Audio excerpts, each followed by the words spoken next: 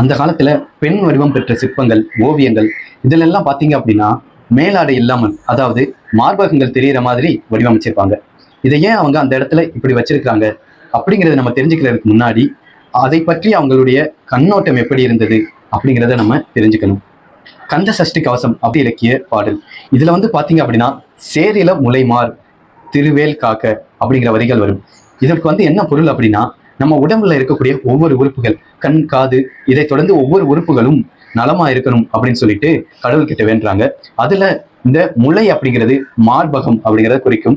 இது ஆரோக்கியமா இருக்கணும் அப்படின்னு சொல்லிட்டு கடவுள் கிட்ட வேண்டுறதுதான் இந்த வரிகள். அங்கெல்லாம் உங்களுக்கு பிரச்சனை வருமானு கேட்டீங்கன்னா நிச்சயம் வரும். இப்போ சொல்லக்கூடிய பிரீஸ்ட் கேன்சர் அப்படின்னு சொல்லக்கூடிய மார்பக புற்றுநோய் அப்படிங்கிறதும் அங்க வரக்கூடிய ஒரு பிரச்சனை தான். தாய்ப்பால் சுரக்கும் போது அதுல ஏற்படக்கூடிய பிரச்சனைகள் அப்படிங்கிறதும் அதுல வரும். இதெல்லாம் வரக்கூடாது அப்படின்னு சொல்லிட்டு கடவுள் கிட்ட வேண்டுற மாதிரி தான் அந்த வரிகள் அப்படிங்கிறது அமைஞ்சிருக்கும். இன்னைக்கும் கவிதைகள், சினிமா பாடல்கள்ல பெண்களை வர்ணிக்கிறது அப்படின்னா அவங்களுடைய உடல் உறுப்புகளை வச்சுதான் வர்ணிக்கப்படுது. அதே போலதான் அன்னைக்கும் பெண்களினுடைய அழகியல் சார்ந்த விஷயங்கள்ல இந்த மார்பகம் அப்படிங்கிறதும் பார்க்கப்பட்டிருக்கு. ஆண்டாள் எழுதின திருப்பாவையிலும் இப்படி ஒரு வரி வரும்.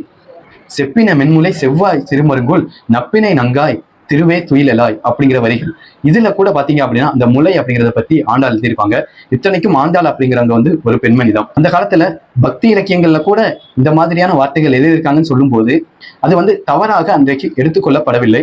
அது ஒரு யதார்த்தமாகவும் பெண்மைக்கே உரிய ஒரு அழகியல் சார்ந்த விஷயமாகவும் தான் அன்னைக்கு அது பார்க்கப்பட்டிருக்கு. கோவில்ல இதை ஏன் அப்படி வச்சிருக்கிறாங்க அப்படின்னு பார்த்தோம் அப்படின்னா, அந்த காலத்துல அவங்களுடைய ஆடை கலாச்சாரம் அப்படிங்கிறதே அப்படி எளிமையாக இருந்திருக்கலாம். இல்லை என்றால் இதை பற்றி அவங்க ஒரு சாதாரணமா யதார்த்தமான ஒரு விஷயமா அவங்க பார்த்திருக்கலாம். இது போன்ற தகவல்களுக்கு காவிய தலைவன் சேனலுக்கு ஆதரவு தரணும்ட்டு பணிவன்போடு கேட்டுக்கிறேன். நன்றி, வணக்கம்.